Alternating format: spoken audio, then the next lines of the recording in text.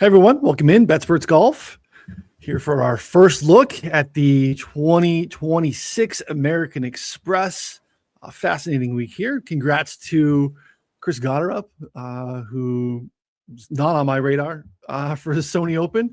But hey, gets off the season with a nice little win, kind of building off of some of late season momentum there last year. Joined here, as always, by my guy Ron Kloss, PGA Splits 101. What's going on, Ron? How are we doing today?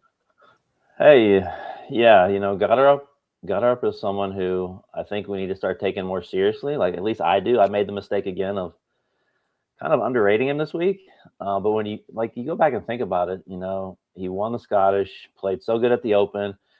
We've seen that low ball flight on TGL. Like we've seen those shots he can hit, and then he goes into Sony this week, and windy conditions, and I should have seen this coming. Maybe not winning, but for DFS, for example, I didn't have him much in my player pool, and I've played him like 5%, and so I'm kind of kicking myself about that. But I think he's definitely someone who's should be on our radar just in the future for sure. Like he's just another young star that we have to look forward to watching here.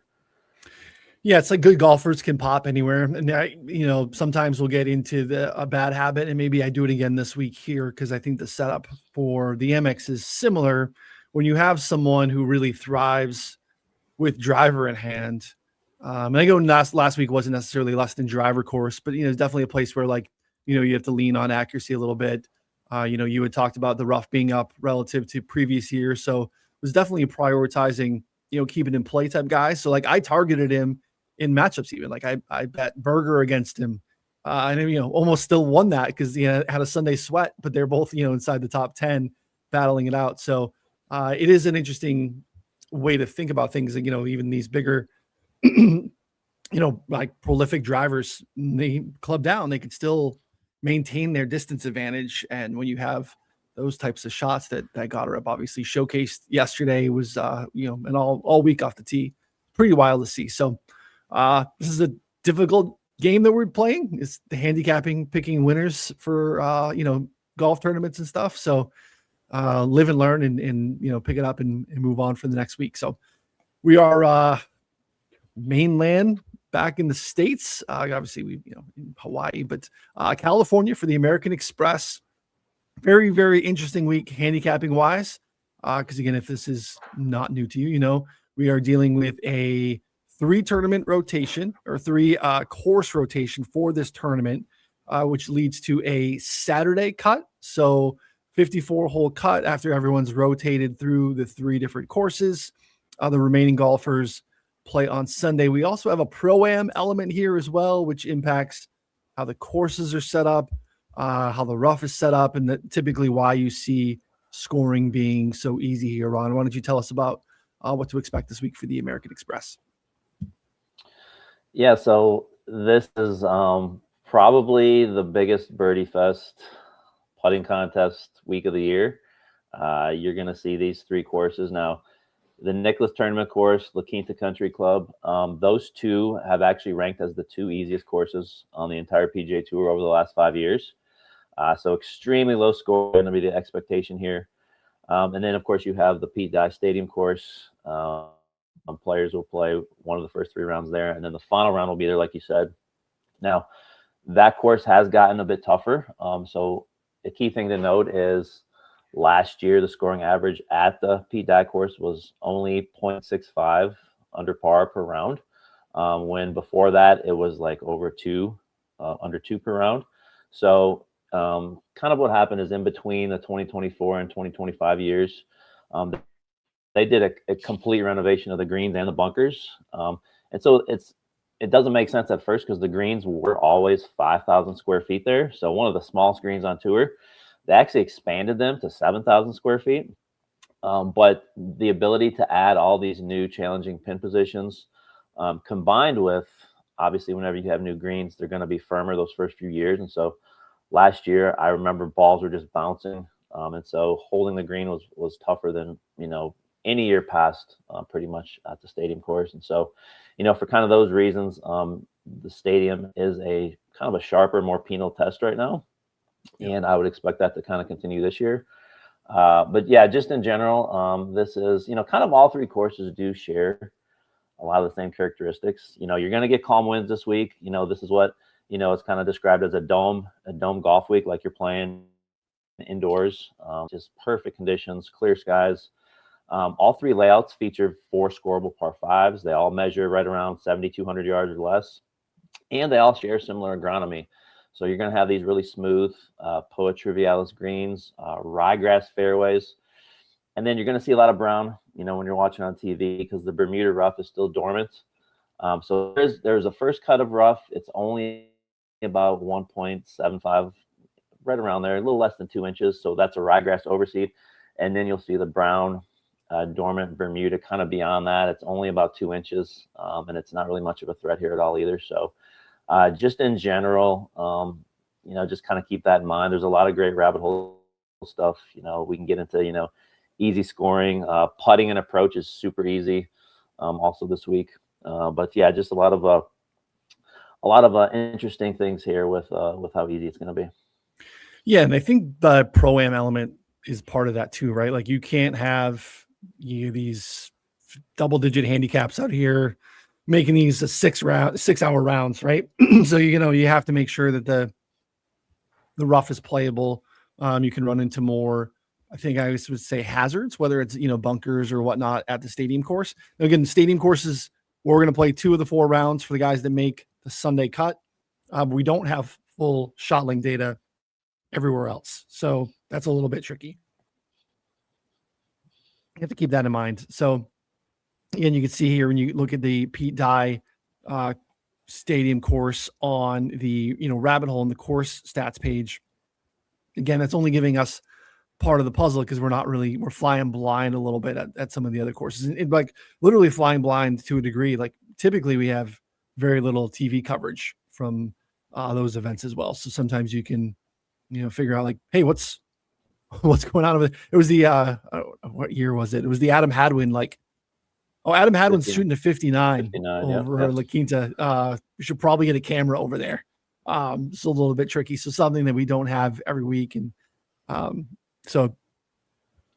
Yeah, and that will affect what you see in the rabbit hole too, because obviously the rabbit hole is built around strokes gained. And so when you look at the course metrics, that's all going to be from the stadium course this week. And so it kind of stinks that, we're in 2026 and we still don't have shot link at these 2 courses. So it's kind of mind boggling, but it is what it is. And I mean, the good thing is we know how these courses play. They're very similar as far as, how we can predict them. Yeah, I do like that. To your point, there's some fairly important common threads that we can kind of tie throughout. So even though we're not going to have strokes gain data on some of those courses, we know how they play. We know how they set up. They're all very, very similar. So we do have, again, we want to make it really easy. This year, we've added, the access of finding the models a little bit easier. I think our key stats model, again, you want to just keep it real high level. What do we need to know about what's going on here this week? Breaking down some of the important strokes gain data that's right here for you. And you can see a name at the very top. So walk through the odds here that we have so far to start. Is a Scotty Scheffler week. Do with that what you will. It obviously impacts the rest of the odds board. He's going off here as a plus 250 favorite, which is, again, probably correct and still nonetheless shocking to see when you're talking about 156 golfer fields. It's wild. Ben Griffin continuing to play good golf. He's had a nice little history here as well. Again, not a place that I'm worried about course history. It is definitely more of a course fit for me. And again, I'm referencing FanDuel odds here. Shop around, obviously, on a Monday morning. Sam Burns has played well here in the past as well. He, along with Patrick Cantley and Ludwig Oberg, going off at 20-1. Russell Henley at 22. I see a Bobby Mack, Matthew Fitzpatrick there, and Harry Hall, all short of 30. Your defending champ, Sepp Straka, who got home for me last year at 70-1. Like that a lot more than the 33 that he's currently at. You can see pretty decent field, Ron, for what we typically see for an American Express. I think part of that is having, Kapalua pulled out for people. And again, we have some pretty big events coming up here soon. Guys want to get some golf. So pretty solid field for the American Express. Yeah, we got 11 of the top 25 in the world here. A lot of names that typically don't play this event. And on the other hand, you got some guys like Patrick Cantlay who tends to thrive here. And this is one of those weeks where you do have a certain group of guys, even up top, who tend to just play better when the scoring's easier. A guy like Sam Burns comes to mind. He's one of the best in the world on these easier courses. And yeah, I think it's just looking at what you were just looking at. With I think Ben Griffin, isn't he? He's second up there, right? Yeah, like 19 here. He was 19 at the Sony, and then it's a little surprising to me because you come to this field and he's above all these other guys. So that's a bit of a surprise to me. But I think we're going to see some of these guys drop a little bit. I think a guy like Matt Fitzpatrick, I think we're going to see his odds probably get to about 40. Because again, this is not his style of course where you have to go super low. So I think it's a very interesting week from that perspective. Kind of looking at the golfer profiles and again, the rabbit hole is great for kind of seeing who thrives in these birdie fests. Well, if Fitz gets longer, I'll get a little bit more because he is the top of the board play that I made this morning at 33-1. Just playing outstanding golf around the world, and yeah, not historically a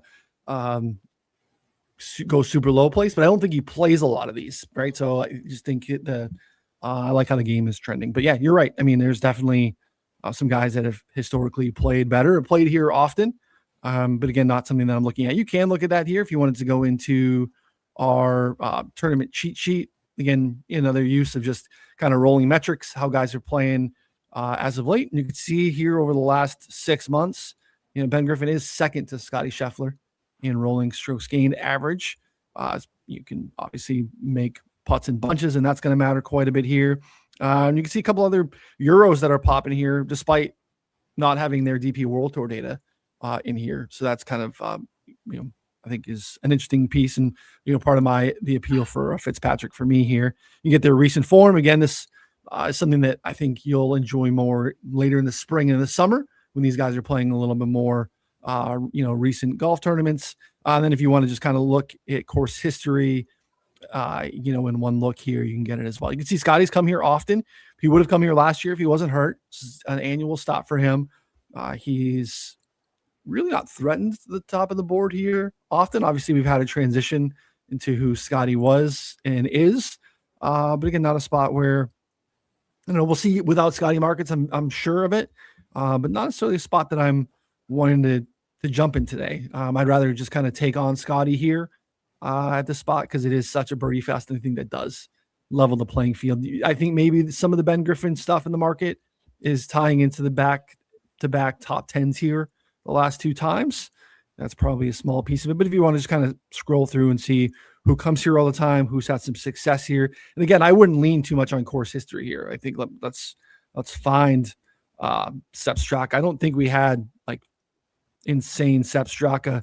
Yeah, there's nothing here that you're like, hey, we got to go back to the well. This is not at least for me, Ron, a course history place. It's a spot where, to your point, I want to lean on the rabbit hole to look at who plays well in birdie fest, easier golf courses, easier tests, more so than anything about course history here. Because again, we have 3 courses and we have limited data. Yep, I agree with all that. And yeah, that's kind of what I was referring to. Even the, short, all these are 3 of the shortest courses on tour as well. So there's a lot that you can dig into with the splits and filters here. Yeah, let's look at what we did here. Key stats page. So again, keeping it really simple in the key stats model in the rabbit hole. Again, you can build your own model. You can look at the models that we built. We have other, you go and review expert rankings. You can see here, we have the guys from Preferred Lines, PGA Tout. You got Joe I, he's got his model in here as well. Tour Picks. We got Vicenzi still making models. Pat Mayo's models in here. Myself, Andy, Ron will have his later today. So again, if you want to take a look at what other people are doing, download them to a CSV, combine models, all that stuff is there for you. Again, if it's something that you don't want to do for yourself and you want to see what other people are doing, you can go ahead and do that here as well. Key stats are just kind of a high level without getting super granular. What matters the most here? So this is looking at strokes gained total on easy and very easy golf courses, scoring condition wise over the last 18 months. You can see who is the best there. That is Ben Griffin, Scotty Scheffler, JT Poston, Max Gracerman, Nico Echeverria, who let a lot of us down at the Sony. They are your top 5 here. We're looking here also at strokes gained off the tee. This is over the last 3 years, also looking at short and very short golf courses. Top of the model there is Scotty Scheffler, which is not surprising. There's Keith Mitchell, Kevin Yu, and Ludwig and Siwoo are your top 5. Approach is what we have next here. Again, looking at easy strokes gained. So very easy to gain on approach, easy to gain on approach over the last 2 years. So again, we want to weed out the really hard stuff, right? We don't need Oakmont in here. We don't need any of the majors or anything like that. Scotty at the top, Doug Gim, Lee Hodges, Kurt Kitayama, Ben Griffin. So again, more good BG stuff that leads to where he's out on the odds board here. We got 2 more. We got putting, looking at Poetriv and Bent. Again, there is commonality throughout all the courses that we do have Poetriv here. Bent plays similar. So we got that at the top here. This is, again, where spots maybe where Scotty's docked a little bit. Denny's at the top. S.H. Kim, Pearson Coody, Harris English, Sam Burns, top 5 in the putting. And then looking at birdie or better here. And again, easy scoring conditions, very easy scoring conditions last 2 years. That really, really matters here. Scotty Scheffler, Patrick Hanley, Max Gracerman, Adam Scott, and Harry Hall are at the top of that model. So again, this is how you land with Scotty at the top. It's not wayward too much from where we would see the odds board. But again, it's a spot too, Ron, where we've seen historically bombs win here. Like you've seen some pretty massive triple-digit winners, contenders, and outright spots here over the last handful of years. Yeah, and just really quick, if you look at, we've added the model score. So if you look at that total column, that was not there last year. And so basically what that does is that gives you a better representation of kind of who separates, when you combine all the categories together.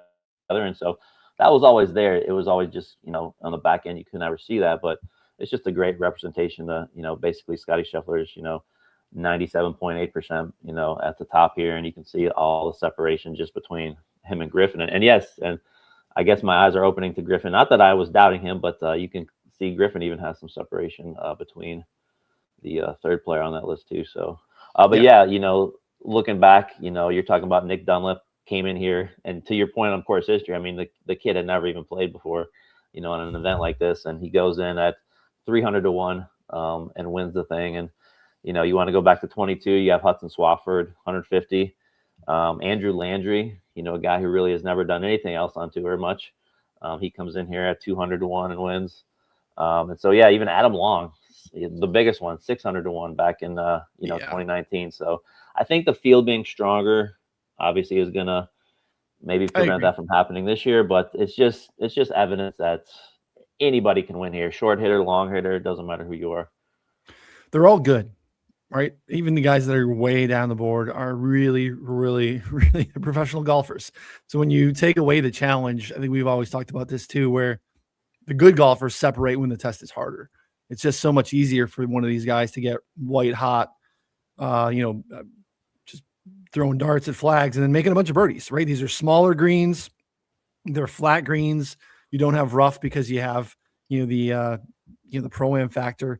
There's just the opportunities for guys that are not at the top of where Scotty Scheffler is definitely can have a week where they knock him off, right? Just making more putts. So yeah, look, the gap between Scotty and Ben Griffin from 1 to 2 is the same as, let's see, Ben Griffin and, going all the way down to like Denny at 33, right? So like, it's a pretty sizable gap, golfer wise. So I love having the model scoring here because it's, Ben Griffin's second in my model. Well, yeah, he is separating a little bit from Sepp in the next group, but like Scotty is so far away one in anything you should be doing modeling wise. So just telling a part of the story. So what are the key things that we need to tell the folks before we wrap? Again, lots of content this week, obviously, as always. Ron's preview is already up on the site here. We got Mayo's early breakdown, some of the stuff he's looking for. You have models from a bunch of us. Obviously check out the site as always. Live leaderboard, we're hoping goes live here this week. We tested it a bunch this week, found some holes, patched them up, and really excited to get that in your hands this week too as you watch and sweat this. Again, not a great week for the live leaderboard. because again, we have, no strokes gain data in a couple of tracks, but again, a great place for you to kind of navigate that and start playing around with it. But what else do we need before we wrap here for PGA West, American Express? Anything you want to say before we go? No, just again, there's so many models and filters you can get into. I will say we do have some more stats coming. So double bogey plus percentage, I know that might not matter to a lot of people, but when you get to, some of those, Sure, more difficult courses, when you want to look at that stuff. So double bogey plus. We got a great new scoring chance metric. So basically what it's going to take is it's going to look at how many scoring chances, every player gets from every single approach range. So, whether it's 100 to 125, 150 to 200, it's basically going to take inside 5 feet, inside 10 feet, inside 15 feet. So you're going to get a really good description of how some of these guys are playing in the moment, as far as how close they're hitting it. And of course, we're just going to keep adding to all this other stuff throughout the year. A lot more ideas planned, a lot more stats. Trying to get. I know some of you like to get really granular, so we're gonna take it as deep as we can. But yeah, just continue to get better, continue to add things, and a lot of great tools in the rabbit hole this week for modeling for sure. Yeah. Pop my model up. I did this last year because I think this is a pretty open event. I unintentionally kind of went down the board last year and had more plays and more outrights than I typically do. Same allocation of units. And I think is another week to do it and really lean on trusting, what you're doing modeling wise. So, I'll be leaning on some names that are towards the top.